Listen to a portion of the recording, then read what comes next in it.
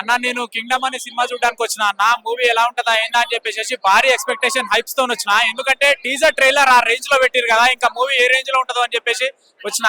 కాకపోతే మూవీ మొత్తానికి ఏంటంటే విజయ్ దేవరకొండ గారి సిక్స్ ప్యాక్ బాడీ కట్అవుట్ చూడడానికి రావాలి, ఇంకోటి సత్యదేవ్ గారి యాక్టింగ్ పర్ఫార్మెన్స్ చూడడానికి రావాలి తప్పితే మూవీలో ఏంటంటే స్టోరీ కంటెంట్ స్టోరీ రైట్ స్టోరీనే అన్న. కాకపోతే ఏంటంటే మైనస్ ఏం చేసిరంటే బాగా ల్యాగ్ చేసి సాగదీయడం, అదొకటి చాలా మైనస్ డిసప్పాయింట్ అన్న.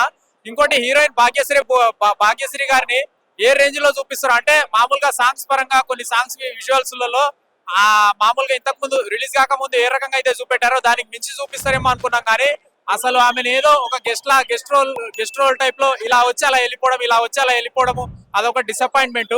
ఇంకోటి మూవీ దేనికోసం చూడాలనంటే బ్రదర్ బాండింగ్ రిలేషన్షిప్ కోసము. ఫస్ట్ హాఫ్ లో ఏంటంటే ఒక 20-25 మినిట్స్ బ్రదర్ బాండింగ్ రిలేషన్షిప్ కోసము, అదొకటి ఓకే అని చెప్పేసి చెప్పుకోవచ్చు. ఇంటర్వెల్ బ్యాంక్ లో ఏంటంటే బ్యాక్గ్రౌండ్ స్కోర్ విజువల్ ఒకటి పెట్టారు, అదొకటి చూడడానికి అని చెప్పి చెప్పుకోవచ్చు. కానీ ఏ మాట కా మాట కానీ లాస్ట్ క్లైమాక్స్ సీన్ కి బిఫోర్ 35 మినిట్స్ ముందు మాత్రం విజయ్ దేవరకొండ గారి యాక్టింగ్ పర్ఫార్మెన్స్ అరాచకం అని చెప్పి చెప్పుకోవచ్చు అన్న. దానికోసం చూడొచ్చు.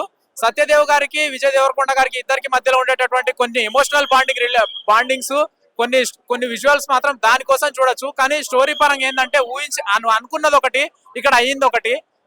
ఓన్లీ సత్యదేవ్ గారి కోసము విజయ్ దేవరకొండ గారి కోసము వన్ టైం చూడొచ్చు అన్న థియేటర్కి వచ్చి, అంతే.